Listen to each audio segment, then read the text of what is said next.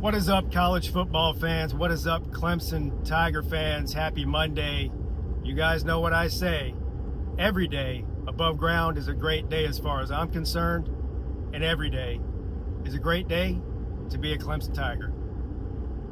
I know I'm a day late getting this State of the Fan Address video out, the final State of the Fan Address video of the 2025 football season, but to be honest with you, the past 5 days have been pretty rough. I had a rough Christmas, so it's the reason I didn't stream the game on Saturday. It's the reason I didn't put out the State of the Fan Address video yesterday. But anyway, there it is. My personal problems aren't your problem, and nobody wants to hear about that. They want to hear about Clemson football. So Saturday capped off the worst Clemson football season in 15 years. And as far as the game goes, I wasn't really surprised by the result. I did think that Clemson would have scored more than 10 points in the game, but at the end of the day, we just saw more of the same of what we saw all season, especially offensively. Cade Klubnik played terrible, less than 200 yards passing, despite a lot of attempts. They still refused to try to run the ball. I know the argument with people is, well, Pete, they were only getting about 3 yards per carry, so they couldn't run the ball. Well, they couldn't pass the ball either. And there's a direct correlation if you look at the season, and when Clemson wins games and scores a lot of points is when they run the ball a lot. I believe they only carried the ball between running and with running backs, not Cade Klubnik, which is key in this game. What was it, 14 times? 15 times? Something like that between Randall and Davidson. And the only touchdown scored in the game, of course, was Randall. But I mean, there's a lot to criticize here. A lot of drop passes, lack of attempting to run the ball. Cade Klubnik missed some receivers, took some awful sacks. I mean, it was just bad. I mean, the one bright spot, if you're looking for one bright spot in that game, was TJ Moore, with Antonio Williams sitting out and Bryant Wesco being injured for the majority of the second half of the season. You know, Tyler Brown had a bunch of drops, but TJ Moore played great. And that's really all you can say. Offensive line just got worse as the game went on. They got beat down. And, you know, if you watch the press conference after the game, Dabo Swinney talked about how bad the defense was in this game. I'm like, no mention of the offense. The defense is the only reason you were in that game in the second half. They eventually just got beat down in the fourth quarter. They got worn down. I mean, they held Penn State to 20 points, but the excuses I'm hearing from the Sunshine Pumpers is unbelievable. Like, oh, Pete, well, Clemson had 27 or 28 scholarship players that opted out or weren't playing in this game. Penn State was a shell of itself. They had like 20 players that didn't play. They had a shell of a coaching staff. This is the worst Penn State team in 20 years. And they beat the dog crap out of you in the second half of that football game. And with a senior quarterback we had. So I'm not blaming the defense here. Was it perfect? Did they give up some big plays in the end, in the second half? Yeah. But again, they can't carry the team. I mean, the offense did zero. I mean, absolutely zero to help them out. Question is, what are we going to do now? Because people are starting to, well, I say people, me, and as far as I can tell, most loyal Clemson fans out there are growing tired of the rhetoric that's coming from the head coach's mouth year after year after year, and week after week after week. You know, now after this one, it's, well, it's not about winning, it's about how you win. No, it's about winning.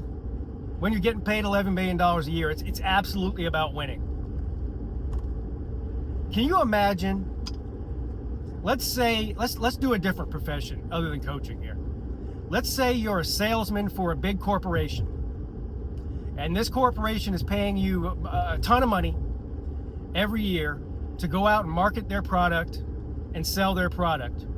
And for 10 years straight in the corporate sales world, you're one of the best 2 or 3 salesmen in the country, and you are making money for your corporation, for your employer, hand over fist for 10 years.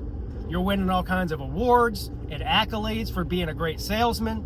And then all of a sudden, you start a 5-year decline where you go from being one of the top salesmen in the country to not even probably one of the top 25 salesmen in the country, in a steady decline.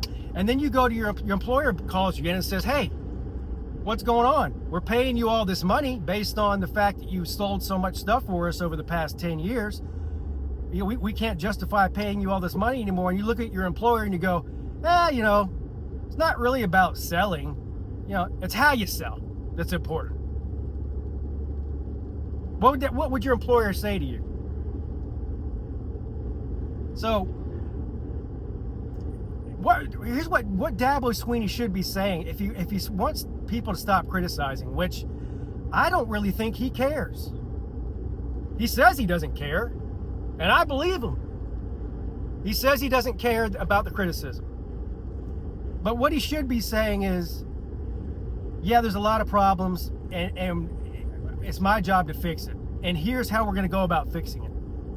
But instead, he just doubles us down, digs his feet in, and says, we got a system, we got a formula, we did the Clemson way. This is the way we do it. If you don't like it, fire me. I'll go win somewhere else. Are you tired of winning yet? No, not really. Tired of going 7-6 and losing your first postseason game in 10 years. Tired of that. Tired of you not firing incompetent coaches. Tired of hearing on the sideline after a fake punt that we shouldn't have ran that play. I don't know why they ran that play. Why do they have the option to run that? This is a theme. This has been going on with not just with the special teams, but how many times has Cade Klubnik just totally ignored the play call and went rogue and screwed us out of actual wins in game-winning situations where Cade Klubnik decides he's going to do whatever he wants to do instead of what the coaches tell him to do, and then we lose the football game. What was the punishment for Cade Klubnik for that? Was he benched? No. Why not? So the other players see this happening. There's no accountability when somebody goes rogue, so why wouldn't they do it? It's a total mess. The recruiting has dropped off. The wins have dropped off. The use of the transfer portal is the worst in the country so far. You look at Tony Elliott at Virginia. Clemson Tiger man.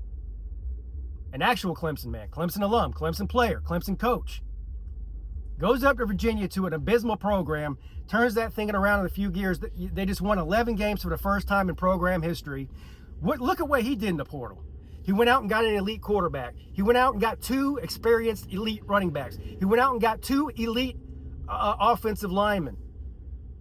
All of those things are what Clemson needs. And what did that lead to? 11 wins. And Clemson's sitting over there with 7.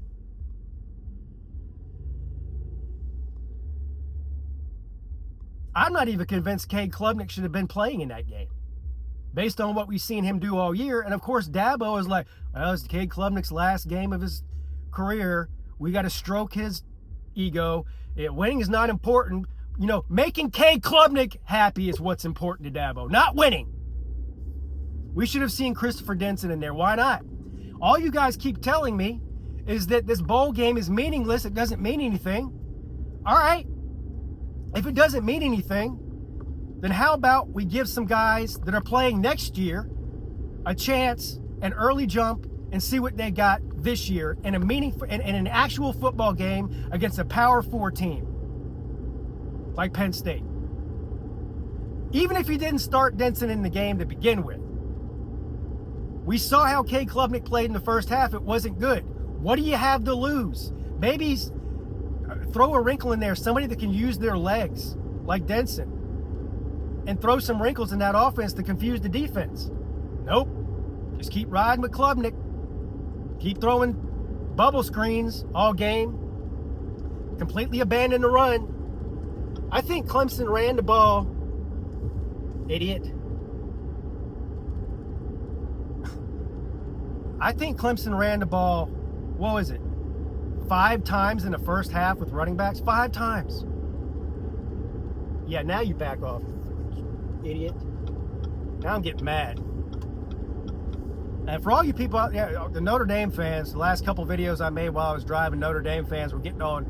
They were getting mad about what I was saying about Notre Dame. So they're like, oh, look at this idiot. He's going to kill somebody. He's driving and recording a video. If you don't have the ability to talk and drive at the same time, you've got bigger problems than worrying about what I'm doing. Every car in the past 25 years is manufactured with hands-free phone system so that you can safely drive and talk at the same time. Anyway, so I guess we're just all sitting back waiting to see who's going to get fired. Dabo hasn't given an indication either way about which coaching changes he's going to make. I don't know. I mean, I would have left Garrett Riley in New York if I were Dabo, but of course he's not going to do that. I'm not convinced he is going to fire him. I think if he would have fired him, he already would have done it.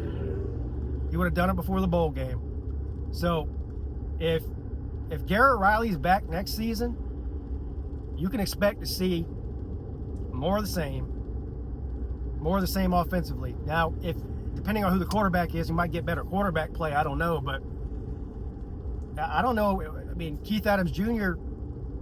transferred out, and he posted on X that, you know, he's looking for a new team to transfer to, and he's like, my former team, Clemson, didn't use me in the right way. Hell, not only did they not use him in the right way, they hardly used him at all. And when he did play, he played good. But no, Garrett Riley doesn't want to run the ball. And that's not changing. It hasn't changed since week 1 of this year. It didn't change all the way to the Penn State bowl game. It's not changing next year. Garrett Riley is an air raid guy. That's what he wants to do. He wants to throw short to intermediate passes 50 times a game. That's not changing. I mean, you could have Barry Sanders at running back, and Garrett Riley would only give him the ball 8 times a game. That's just who he is. So, and Dabo ain't going to stop him. He hasn't stopped him all season from doing it. So anyway, if you can tell, I'm not super optimistic. I'm not super optimistic about 2020. We'll see what they do in the transfer portal. Maybe if we go out there and hit some home runs in the transfer portal, I'll feel a little bit better. And maybe if you make some coaching changes, I'll feel a little bit better. But until then, right now, I'm as pessimistic as I've been about Clemson's football program as I've been in 15 years, at least. So here we are. Anyway, that's it. Let me know what you guys think down below. Appreciate you guys watching these State of the Fan Address videos every week throughout the season. I really appreciate that. And I do stay on YouTube during the off season, so I'm not going anywhere. A lot of the viewers go away and they only watch me during the season, and that's fine. But I do talk about college football year round. I'll continue to talk about the playoffs all the way through that. We'll talk about stuff in the off season, hires, transfer portal, spring ball, all that. So stay tuned. Appreciate you guys. Happy New Year.